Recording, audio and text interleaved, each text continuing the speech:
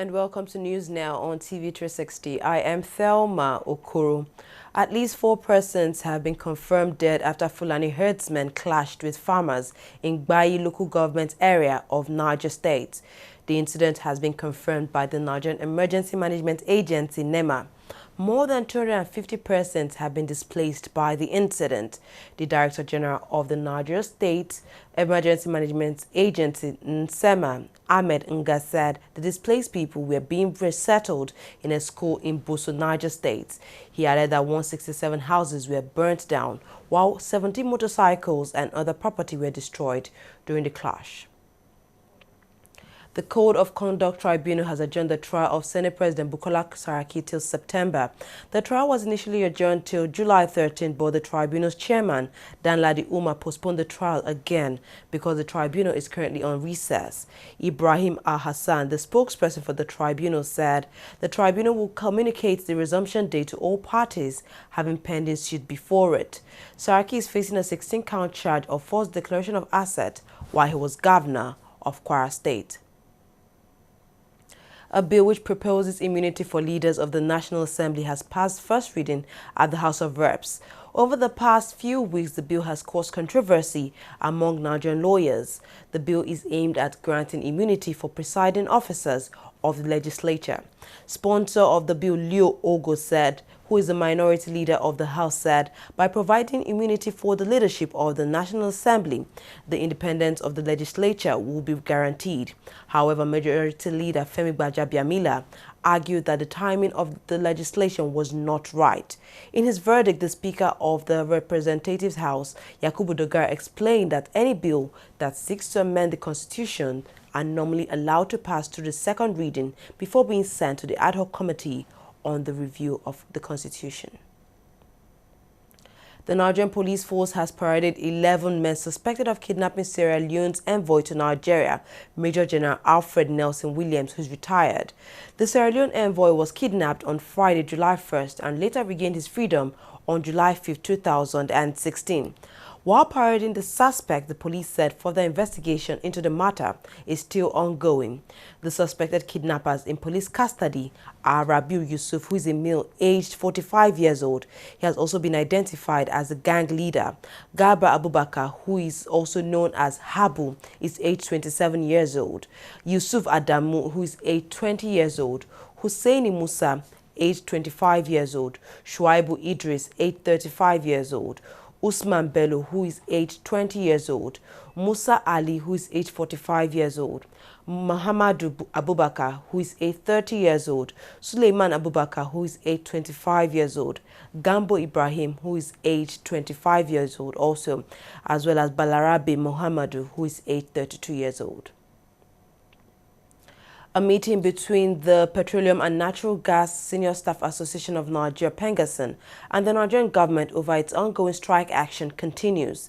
Pengasan last week said 10,000 of its members, which includes refinery workers and office staff, had begun industrial action over issues critical to the survival of the country's energy sector.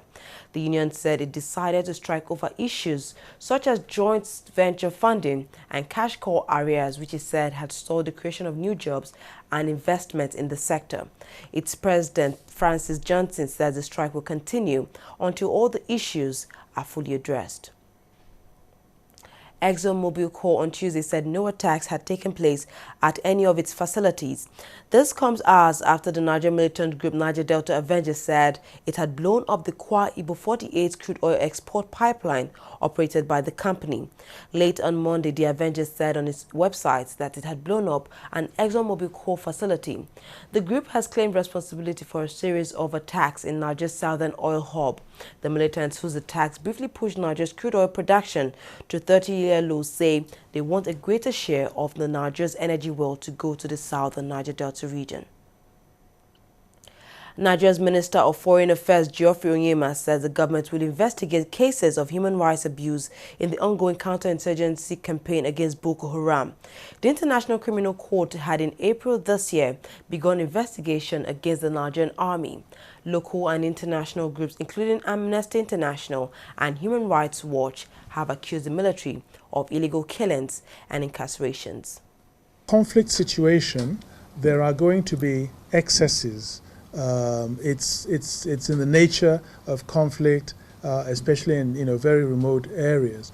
The challenge is for the government not to condone any excesses and to put in place a transparent and a rigorous mechanism, one for addressing them if they occur, and also a mechanism for preventing them occurring. So with the Northeast in particular,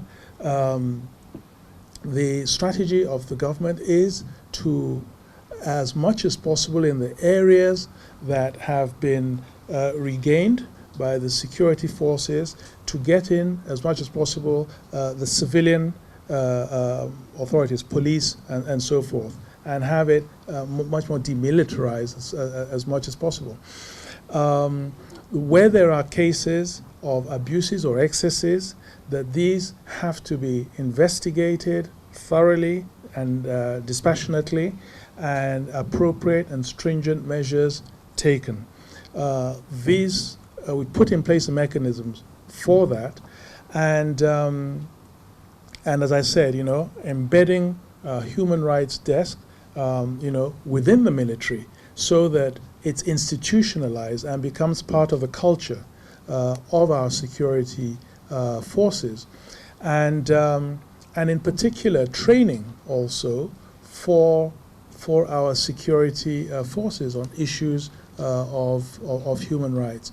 So we recognize that there were these excesses, but as I said, the most important thing is that the government is really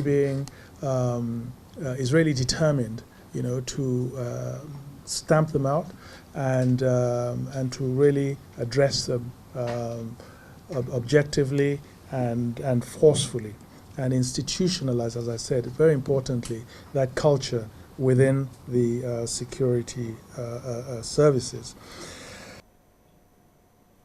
The presidency has slammed the Bring Back Our Girls group for criticizing President Muhammad Buhari regarding the rescue of the girls abducted from government secondary school Chibok in April 2014. The Bring Back Our Girls group had claimed in a recent statement that President Muhammad Buhari had broken all promises made to the group about rescuing the missing schoolgirls. The group said the government had been relaxed in the rescue mission, but in a statement issued, the presidency said the claims by the group were dispiriting and capable of causing collateral damage.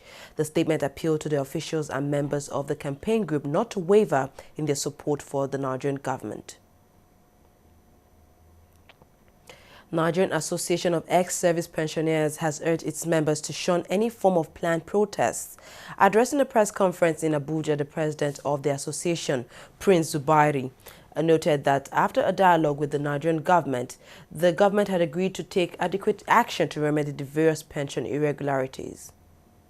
Considering the shoddy and subhuman pension conditions to which the military pensioners have been subjected for the past 13 years, however, we have decided against protest for now because the pension havoc had already been wreaked on the military pensioners before the present administration assumed office.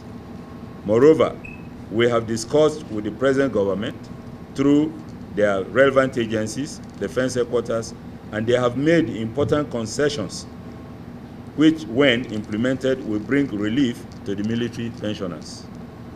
It is based on the outcome of the recent dialogue and the concessions made that the leadership of our association reasoned that any form of protest is not logical for now.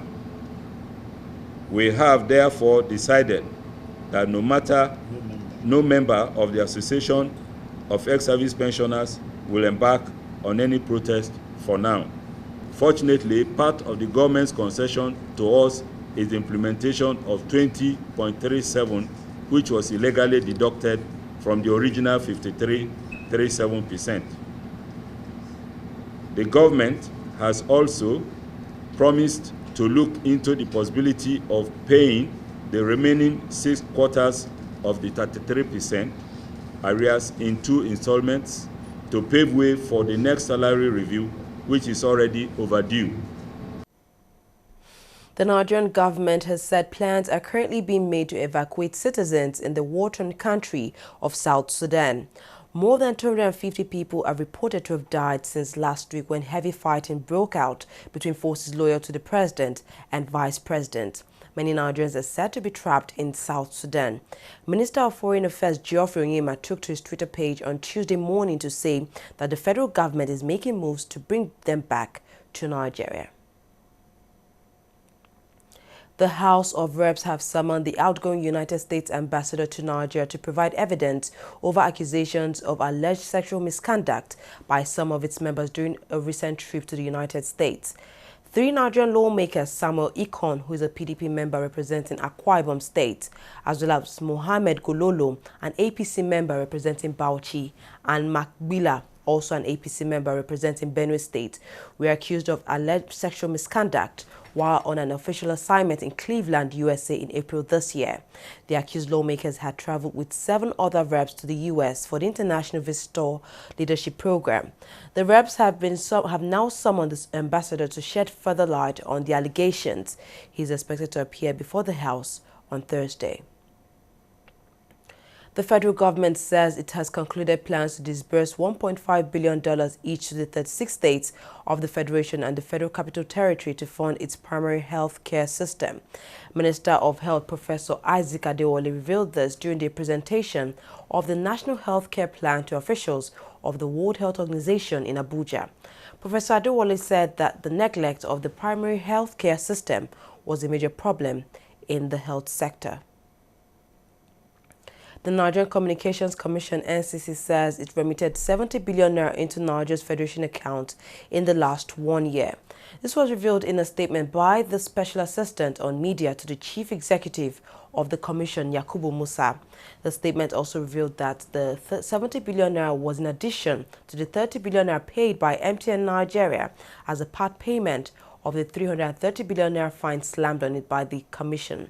The Commission had last year ordered MTN to pay a fine of $3.9 billion for failing to cut off unregistered SIM card users. Time for a short break. When we come back, we'll look at business and international stories. Don't go away.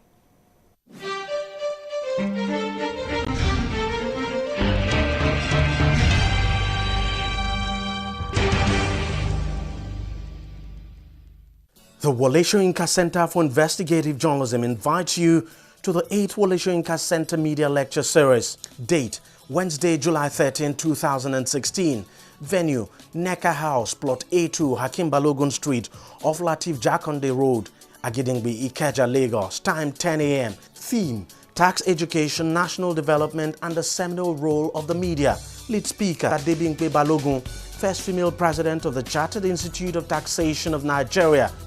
Discursants, Awal Musa Rafsanjani, Executive Director, Civil Society Legislative Advocacy Center. Modupe Oyekunle, President, NECA's Network of Entrepreneurial Women. Simon Kolawole, Founder and CEO, The Cable Newspaper. Emusferi Abweyi, Tax Partner, PricewaterhouseCoopers. And Derami Atonda, Executive Director, System Specs. Moderator, Okbayemi Agbaje, Managing Director, Resources and Trust Company. For inquiries, contact the Wole Soyinka Center for Investigative Journalism at wscij@wscij.org or call 090-825-15179. From the multi-award-winning filmmaker. What were you doing at the beach resort? The first ever Pan-African movie. We've all met at company retreats in the past before. Each one with a mission and a strategy to determine who will be the next CEO. I googled you last night. I came up with nothing. Nada. I'm off the grid.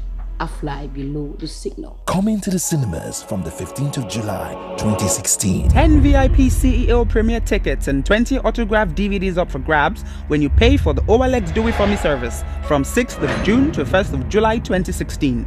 Visit olx.com.ng to book a champ now. OLX, sell it!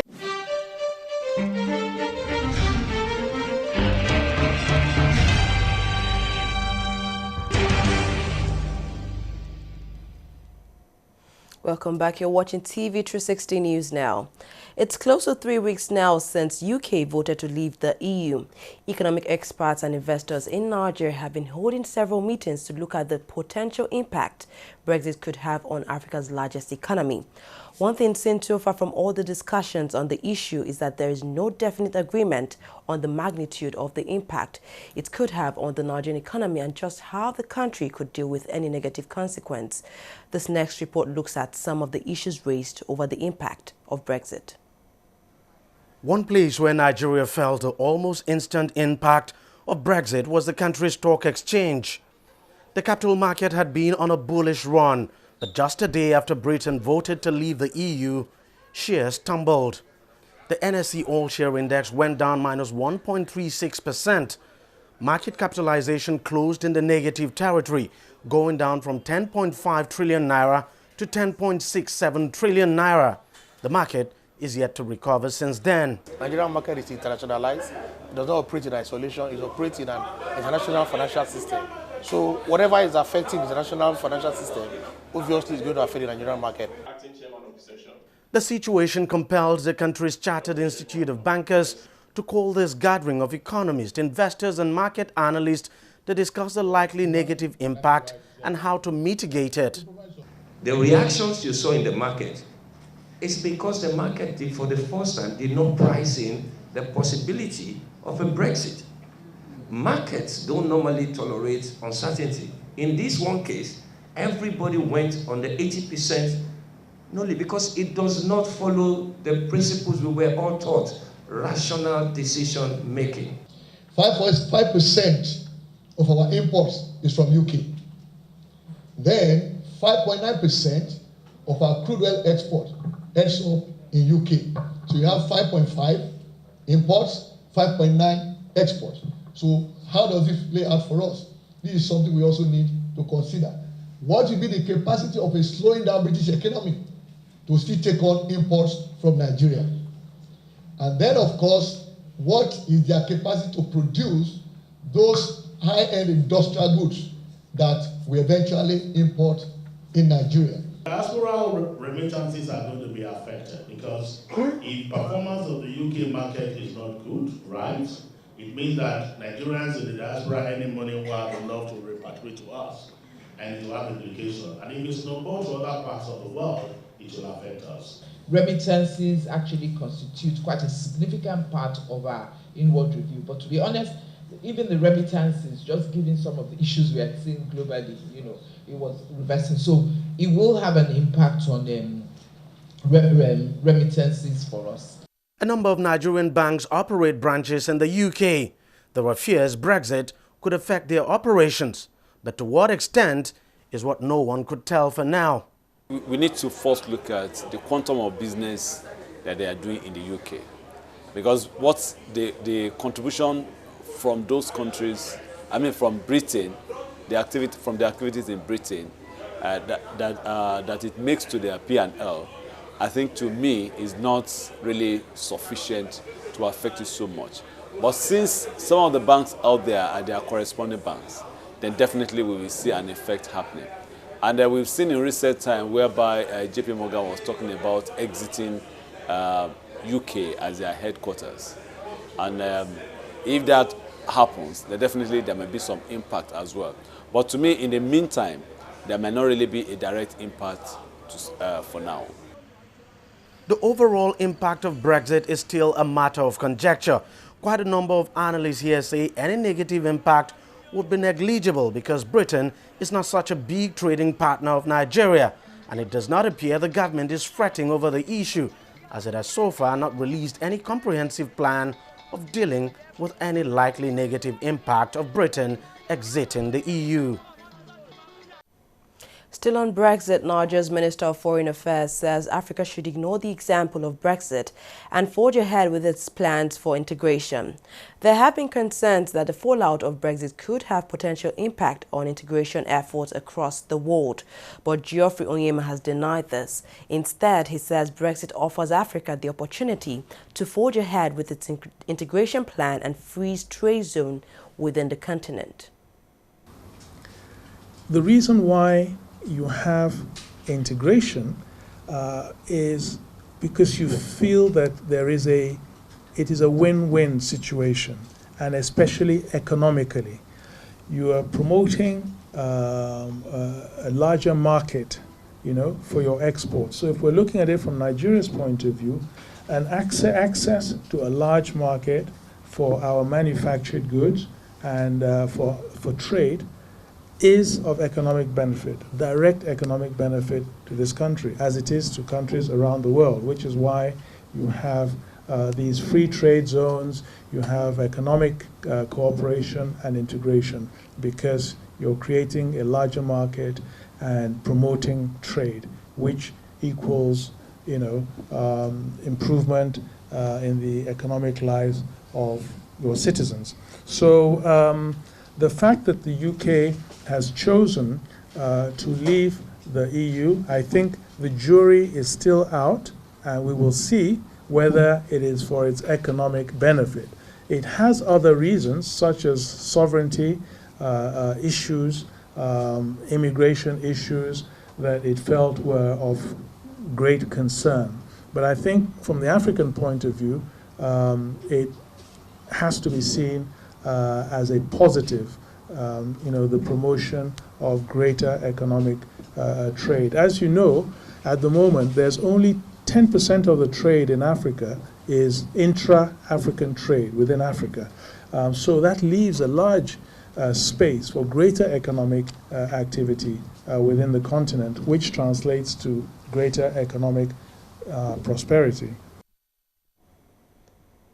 The International Monetary Fund, IMF, has admitted that the Nigerian economy will probably shrink in 2016, performing below the IMF forecast for the country. Speaking in Abuja, Jean Leon, IMF resident representative in Nigeria, said energy shortages and delayed budget weigh on output in Africa's largest economy. After contracting by 0.4% in the first quarter of 2016, Leon said Nigeria will experience some growth in the second half of the year.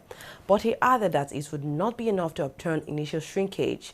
The IMF had initially cut its 2016 growth forecast for Nigeria to 2.3% in its April regional economic outlook from 3.2% projected in February this year. Oil futures bounced back from two-month lows on Tuesday, helped by a weaker U.S. dollar. Brent crude was at $46.93 per barrel, while U.S. crude was up 58 cents at $45.34 per barrel. Saudi Energy Minister Khalid Al-Falih said on Tuesday that the oil industry needed a price above $50 per barrel to sustain investments, but added that downward pressure would prevail because of an inventory glut. At least 20 people have been confirmed dead after two trains collided in southern Italy. The trains collided between Bari and Barletta towns on Tuesday. The trains were reported to be on a single track line at the same time of the crash. Both trains were made up of 4 carriages. Meanwhile, Italy's Prime Minister Matteo Renzi has described the incident as a moment of tears, pledging to investigate the cause of the crash. A ceasefire appears to be holding in South Sudan's capital of Juba. This comes hours after 4 days of heavy fighting between rival forces left more than 270 people dead. President Salva Kiir and his rival Vice President Riek Machar announced a ceasefire, which came into force on Monday evening. Clashes between troops loyal to the two men have threatened a recent peace deal in South Sudan. The country became independent from Sudan in 2011, but its short history has been marred by civil war. Moving on to sports stories now, the International Olympics Committee, IOC, says the Brazilian capital Rio is ready to host the 27th Summer Olympic Games. The Games, which start on August 5th, has been overshadowed by fears of the Zika virus, which has plagued the country since the start of the year, and also a political crisis which has led to the removal of the president, Dilma Rousseff. The WHO had in May rejected calls to postpone the game because of the Zika virus outbreak. The global health body has said that the call would not be significant after the spread of the virus, which is linked to serious birth defects. Now, the IOC, after the final days of inspection of the city, says Rio is ready for action. Now, still on sports, former footballer Adam Johnson has lost his first appeal against a 6-year prison sentence. The former Sunderland winger was sentenced to 6 years in prison after being found guilty of sexual activity with a minor. He had lodged an appeal against the sentence at England's Bradford Crown Court. However, that appeal has now been rejected. That's all we have on News Now. We thank you very much for watching. I am Thelma Okoro.